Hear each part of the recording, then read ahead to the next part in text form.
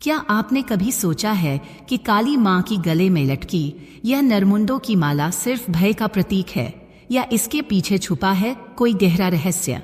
यह माला सिर्फ मरे हुए सिरों की नहीं है, बल्कि यह है अहंकार, क्रोध, लालच, अज्ञान और मोह जैसे विकारों के प्रतीक। हर मुंड उस बुराई का अंत दर्शाता है जो आत्मा को बांधती है। पौराणिक कथाओं के अनुसार जब मां काली ने राक्षसों का संहार किया तो उन्होंने उनके कटे हुए सिरों से यह माला बनाई, जो दर्शाती है बुराई चाहे कितनी भी बड़ी हो, सत्य और शक्ति उसका अंत कर ही देते हैं।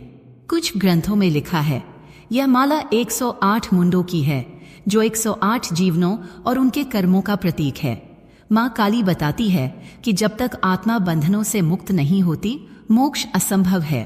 तो अगली बार जब मां काली की मूर्ति देखें, इस माला को सिर्फ डर नहीं बल्कि आत्मिक मुक्ति और आत्मज्ञान का प्रतीक समझें, क्योंकि मां सिर्फ विनाश की देवी नहीं बल्कि अंधकार को मिटाने वाली शक्ति है। क्या आपने कभी सोचा है कि काली मां की गले में लटकी यह नरमुंडों की माला सिर्फ भय का प्रतीक है या इसके पीछे छुपा है कोई गहरा रहस्य? यह माला सिर्फ मरे हुए सिरों की नहीं है, बल्कि यह है अहंकार, क्रोध, लालच, अज्ञान और मोह जैसे विकारों के प्रतीक। हर मुंड उस बुराई का अंत दर्शाता है जो आत्मा को बांधती है।